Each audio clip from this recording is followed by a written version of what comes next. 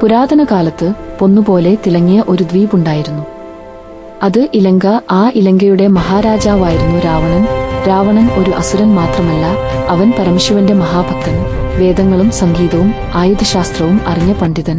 ശിവനെ സന്തോഷിപ്പിക്കാൻ അവൻ തന്റെ 10 തലകളും സമർപ്പിക്കാൻ വരെ തയ്യാറായി.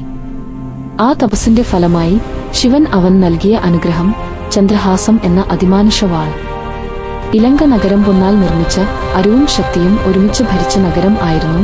എന്നാൽ രാവണന്റെ ഏറ്റവും വലിയ ദൗർബല്യം അഹങ്കാരം. സീതയെ അപഹരിച്ച ആ ഒരേയൊരു തീരുമാനമാണ് അവന്റെ വിധിയെ മാറ്റിയത്.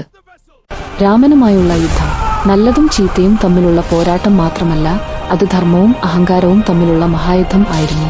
അവസാനം രാമന്റെ അമ്പ് രാവണനെ വീഴ്ത്തിയെങ്കിലും അവന്റെ ജ്ഞാനവും വീരതയും ഇന്നും കാലത്തെ കടന്നു ജീവിക്കുന്നു. രാവണൻ തോറ്റു.